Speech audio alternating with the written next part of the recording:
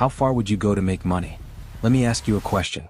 Imagine you're living through the hardest day of your life. It's rent day. Your debts are piling up. And you desperately need money for things to start getting better. Now, let's say someone shows up and offers you $100,000. All you have to do is something that might make you feel ashamed. Something that will be hard for you to do. And if you accept, they'll expect more. You'll be offered more money, but at a higher cost each time. So what would you do? Would you say $100,000 is enough? Or would you ask for more and go even further? Now let's make it even harder.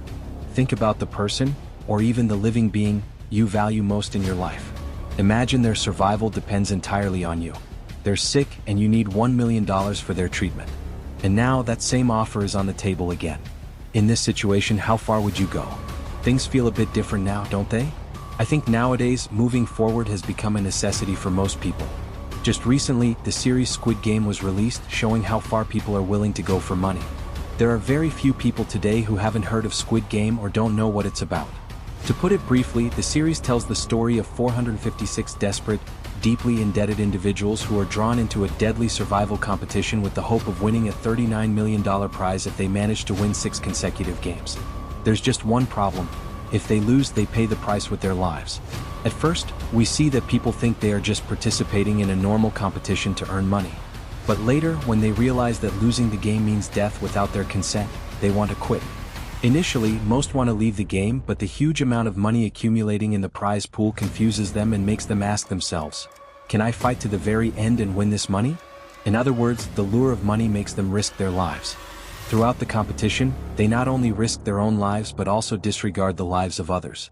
They give up a lot for money, and most importantly, they begin to lose their humanity.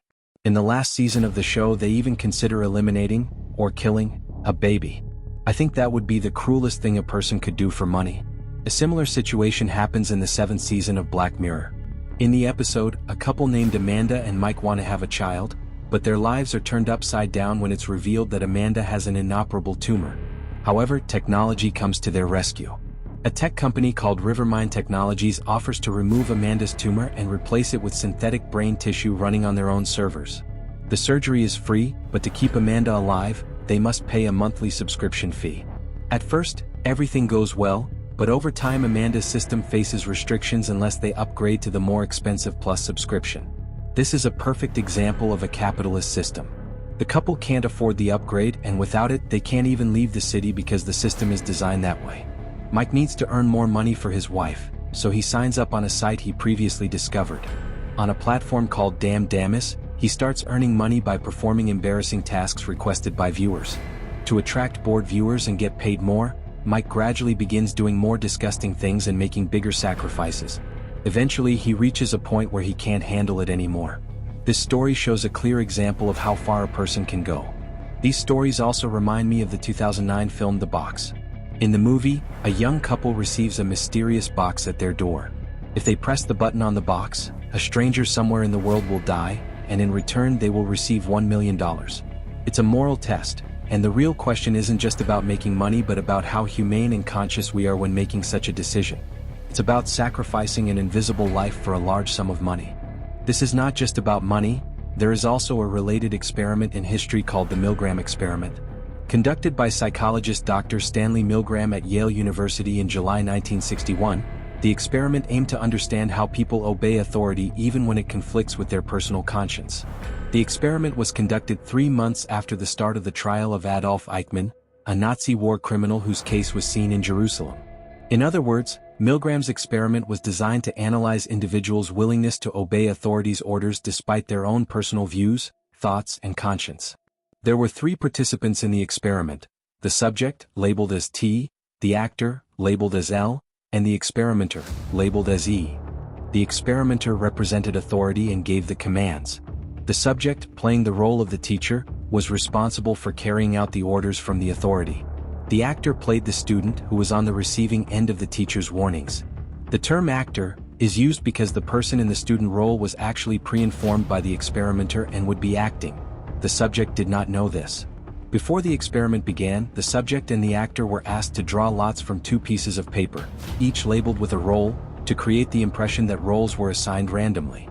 In reality, both papers said teacher, so the subject was predetermined to be the teacher, while the actor remained the student. Then the teacher and student were placed in separate rooms.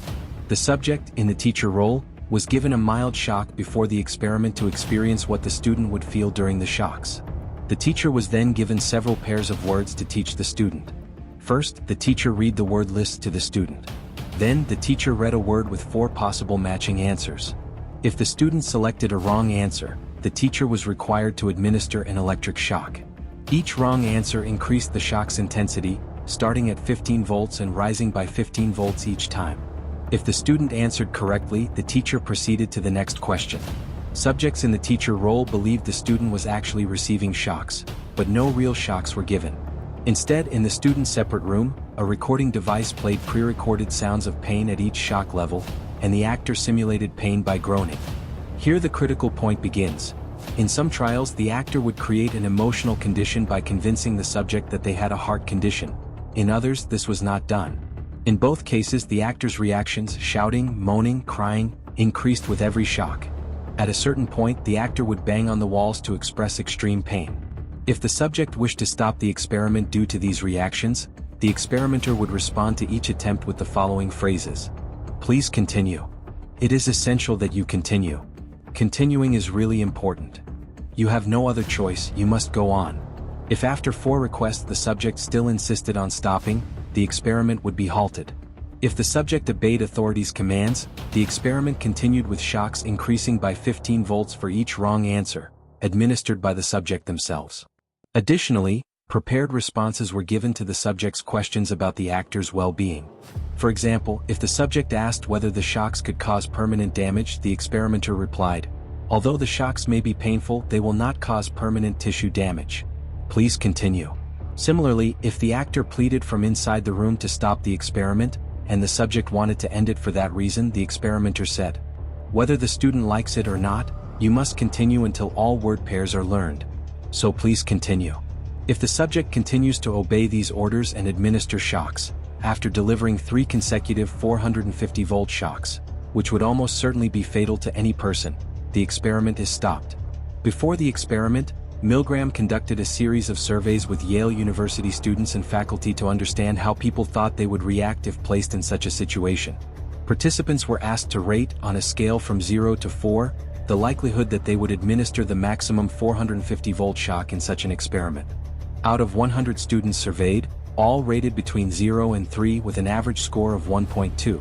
In other words, almost no one claimed they would administer such a high level of shock simply because they were told to. Milgram also surveyed 40 psychiatrists, nearly all of whom predicted that participants would refuse to continue after the 10th shock and would not obey authority at such high voltage levels. In fact, the psychiatrists believed no one would keep administering shocks at that intensity. Milgram's actual results painted a completely different picture. Although almost all subjects expressed discomfort, 65% of them, 26 out of 40, complied with the orders and administered the extremely high 450-volt shocks to the actor in the student role. Every single subject questioned the experiment at some point before reaching the maximum voltage, and some even offered to return their payment if the experiment was stopped.